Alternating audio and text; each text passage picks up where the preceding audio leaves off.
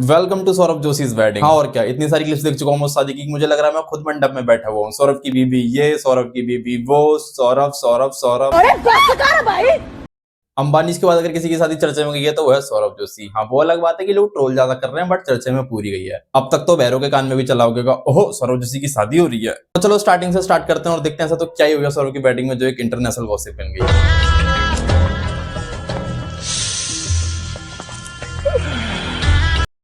अरे नहीं सौरभ भाई, हल्दी वाले दिन मुंह पीला करवाना होता है, तुम ये क्या मुंह काला करवा रहे हो अंकल के साथ। सौरभ भाई ये जो तुम हरकत कर रहे हो ना, ये सेक्सुअल हेरेसमेंट में आती है, थोड़ी शर्म कर लो यार। 3 दिन बाद तुम्हारी शादी है, भाभी ये ब्लॉग देखेगी क्या सोचेगी तुम्हारे बारे में।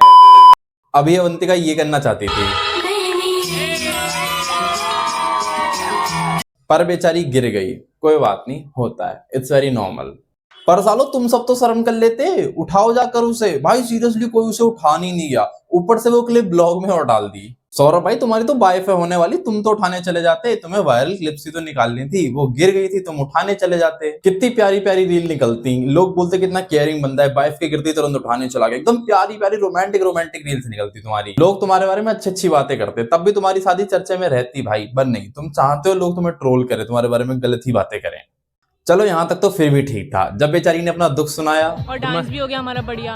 गिर भी गई मैं, लग भी गई मेरे। हाय बड़ी, मेरे को समझ में नहीं आ रहा था हंसूं या रोऊं। गाइस देखो डेकोरेशन बढ़िया हो रखी है।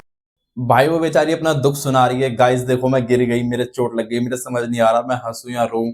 सौरभ गाइस देखो ये डेकोरेशन कितनी अच्छी लग रही है। भाई अपनी कसम, मेरी पार्टनर मुझे इतना गंदा इग्नोर मार देना, मैं तो ये प्लेनेट छोड़ दूं भाई, सही में छोड़ दूं भाई, मेरा क्या काम फिर इस धरती पे। सौरभ भाई तुम अवंतिका से कोई पर्सनल दुश्मनी निकाल रहे हो क्या? मतलब कोई अपनी वाइफ को तो ऐसे इग्नोर नहीं कर सकता, वो भी उस डेकोरेशन के लिए जो एक्चुअल में उतनी अच्छी है भी नहीं।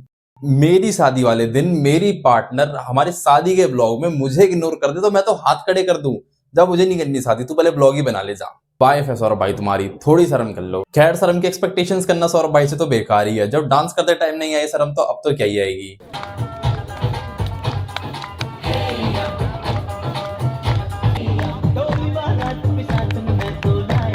देखा, बोला था ना मैंने, ना शर्म आती है ना डांस। मतलब तुम नहीं नाचते तो भी तुम्हारी शादी उतनी ही धूमधाम से होती, तब भी तुम इंडिया के नंबर 1 ब्लॉगर रहते। आता एडसेंस से पैसा आता, बिना तुम्हारे डांस के भी आता। सौरभ जोशी का डांस देखने के बाद हमें पता चला डांस करने के लिए डांस आना जरूरी नहीं है, आपका बेशरम होना जरूरी है। हमने बहुत देर बैठ के सोचा सौरभ भाई ने डांस क्यों करा और उनको किसी फैमिली वाले ने भी क्यों नहीं रोका। फिर हमें पता चला उनने अपने हेटर्स को टॉर्चर करने के लिए करा था। सौरभ भाई सब्सक्राइबर के साथ साथ हेटर्स का भी पूरा ध्यान रखते हैं, उनको टॉर्चर करने के लिए वो सिर्फ इतने पे नहीं रुके, इस बार उन्होंने पूल में डांस करके दिखा दिया, वो भी नग्न अवस्था में। Step in the pool, come on. हे या हीर ये सहरा बांध के मैं तो आया रे। हे या और चलो ये सब तो फिर भी ठीक है, ये कौन हरामी है जो सौरभ भाई के डांस पे फनी म्यूजिक सिंग कर रहा है? देखो झटपट पटापट लक्ष्मी जी घर के अंदर प्रसन्न होके अंदर आएंगी घर के फटाफट। अब मैं सोच रहा था इस शादी में सबसे ज्यादा गलत तो क्या ही हुआ होगा, फिर इनने ये दिखा दिया। मोहित, ये मोहित कौन है? गाइस इतना मत सोचो, शायद सौरभ का रियल नेम मोहित ही है। अब लोगों को ये पब्लिसिटी स्टंट लग रहा है, पर नहीं यार, स्टंट उन्होंने करवा तो दिया अवंतिका से। सौरभ खुद स्टंट करता फिर रहा है, क्या जरूरत है इनको पब्लिसिटी स्टंट की। पर सौरभ की गलतियां यहाँ पे खत्म नहीं होती, उसने एक और गलती की। ठीक है, ये क्या लाया मेरे लिए? Saute vegetable. एक वहाँ छोले भटूरे बने हैं, छोले भटूरे तो आप खाओगे नहीं। A few moments later. Guys एक भटूरा तो मैं भी खाऊंगा आज। भाई अपनी कसम, ये बंदी जितनी केयरिंग है ये उतनी ही ज्यादा इसकी नाकदरी कर रहा है। वो बोल रही है मैं वेजीज लाई हूँ आपके लिए, आप तो छोले भटूरे खाओगे नहीं। वो जाती वाओ छोले भटूरे, ये तो मैं भी खाऊंगा। पता नहीं भाई बंदी कभी तक कैसे सह रही है। भाई मेरी बंदी होती अब तक तो उसने हाथ छोड़ दिया होता, मार मार के मेरे को भटूरे की तरह फुला देती। 13 दिन बाद मेरी 13वीं पे लोग छोले भटूरे खा रहे होते। सौरभ भाई पहले ही समझा रहा हूँ, कायदे में रहोगे तो फायदे में रहोगे, नहीं तो पता चल रहा है कुछ दिन बाद ड्रम्स के अंदर से बना रहे हो ब्लॉग। हेलो गाइस, पता नहीं मैं सीमेंट के अंदर कैसे आ गया हूँ। पर इन सब चीजों से डर लगता है हम जैसे लोगों को, सौरभ को नहीं, क्योंकि सौरभ यहाँ पे भी नहीं रुका, उसने एक और हरकत की। कोई बात नहीं, कोई बात नहीं। थक गए। इधर तो मम्मी बैठी है, उधर आपकी मम्मी बैठी है। ये क्या है? पालक पनीर।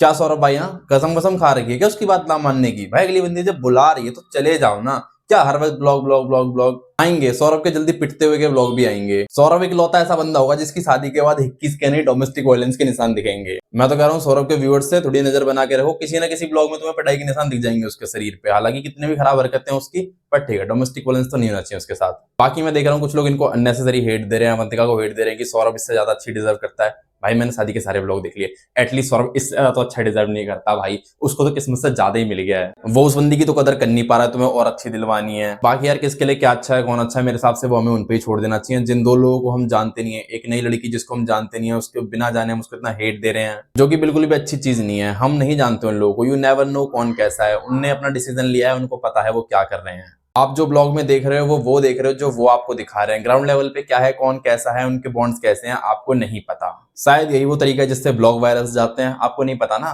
उनने बहुत पैसा कमा लिया, बहुत समझदार हैं, उनको बेवकूफ मत समझो, वो अपने लिए अच्छे डिसीजन ले सकते हैं। आपको ज्यादा तकलीफ है तो उनके ब्लॉग्स मत देखो, उनको ब्लॉक कर दो बस।